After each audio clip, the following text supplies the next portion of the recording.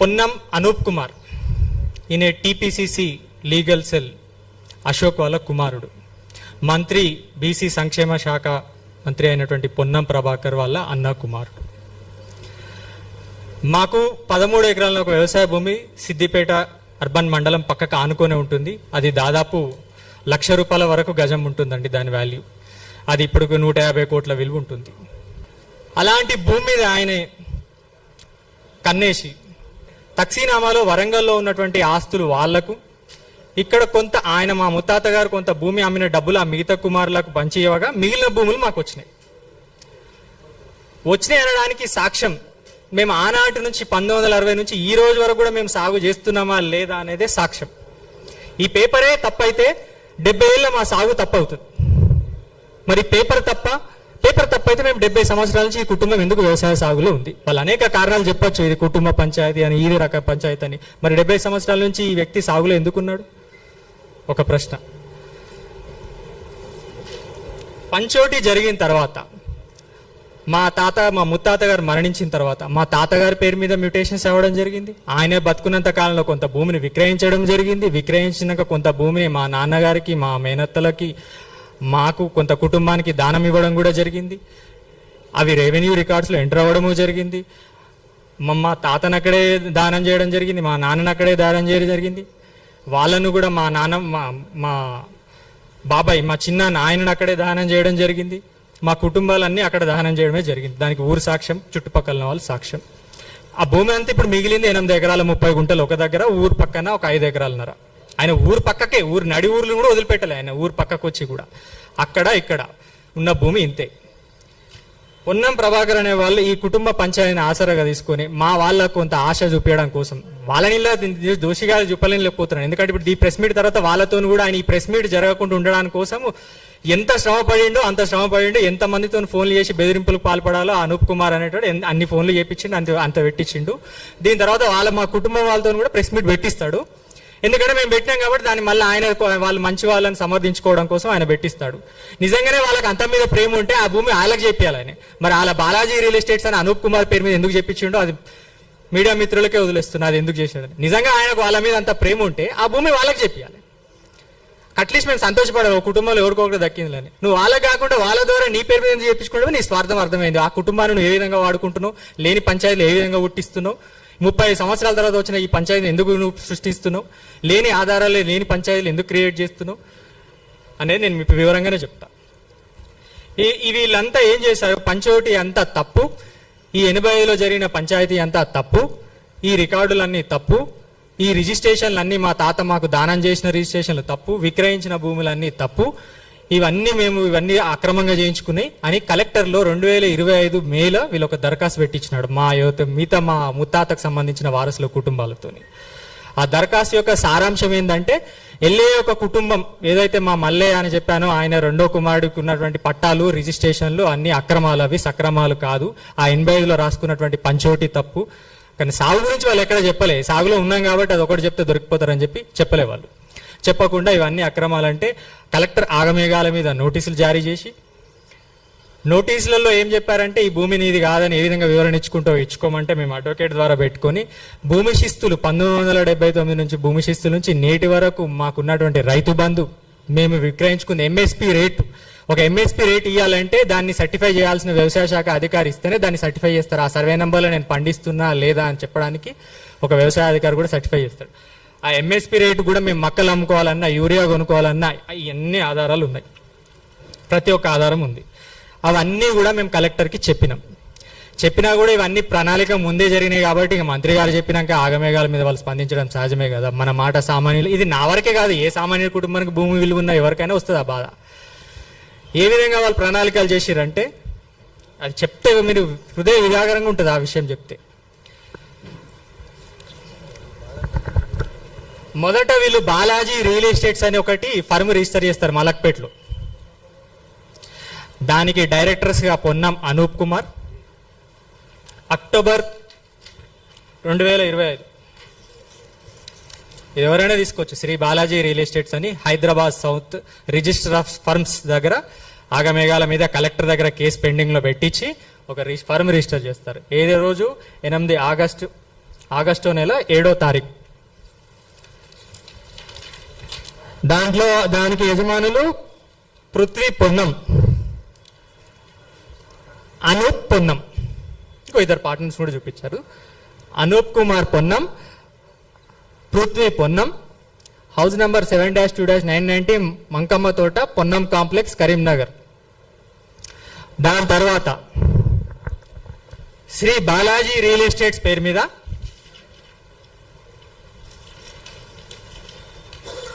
ఈ భూములన్నీ బదలాయించబడతాయి.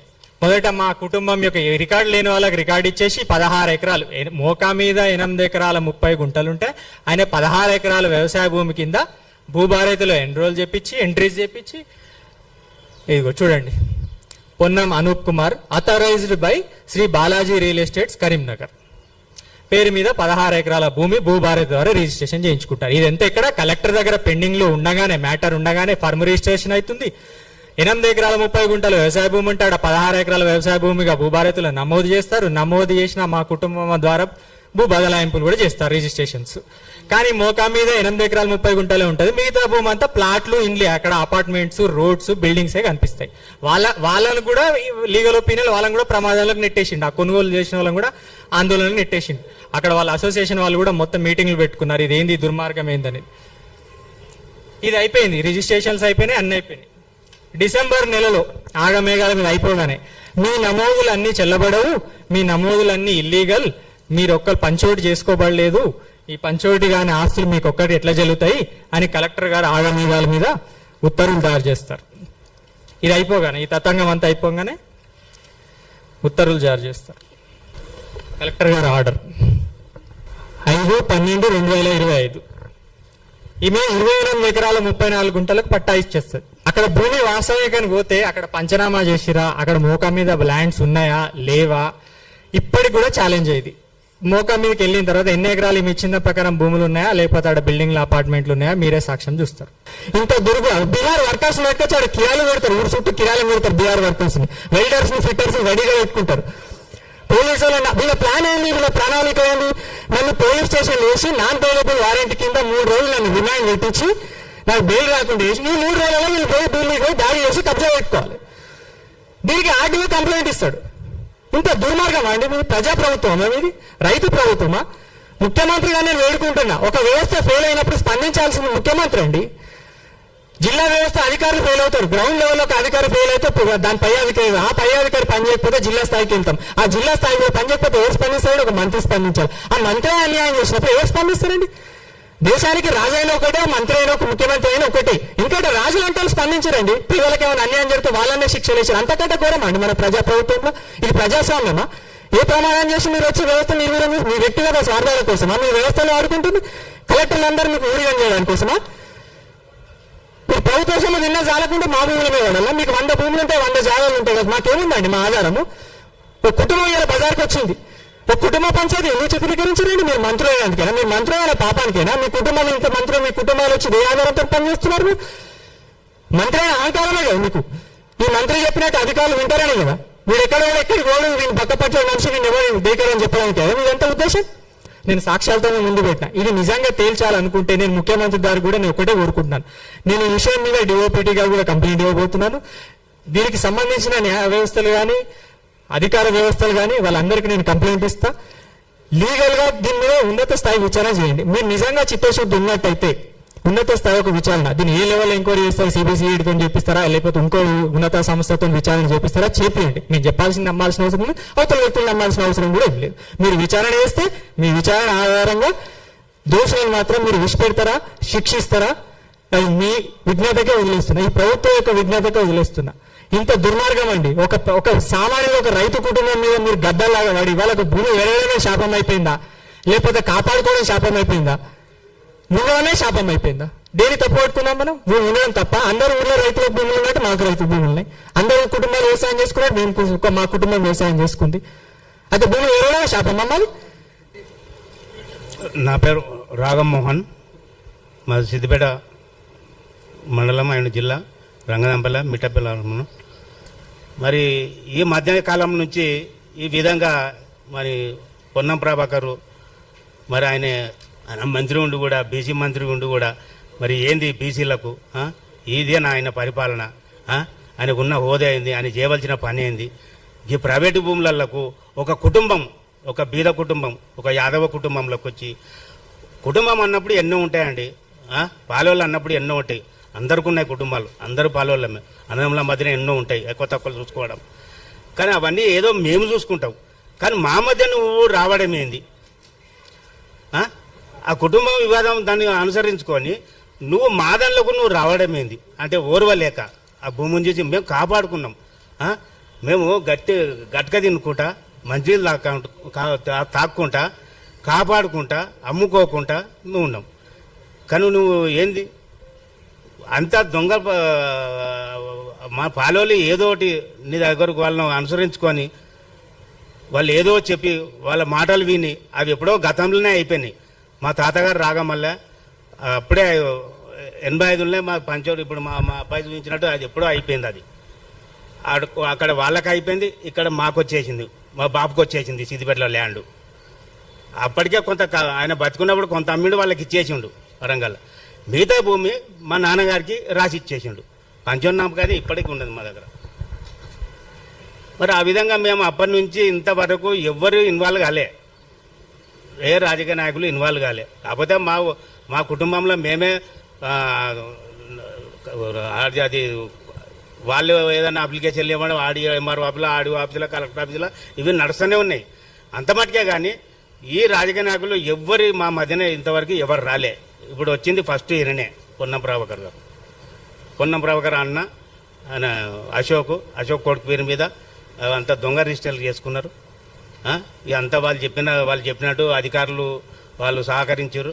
ఏమన్నా అంటే వాళ్ళకు కూడా అడిగితే ఇట్లట చేస్తారంటే మళ్ళీ పోలీస్ డిపార్ట్మెంట్ కానీ, రెవెన్యూ డిపార్ట్మెంట్ కానీ, కలెక్టర్ కానీ అందరూ ఏం చేయమన్నా మాకు పైనుంచి మాకు ఫోర్స్ వస్తున్నాయి, మేమేం చేయాలి, మీరేంటో కోర్టులో చూసుకోండి, మాకు పైనుంచి ఫోర్స్ వస్తున్నాయి, మేమేం చేయాలని చెప్తుర్రు వాళ్ళు.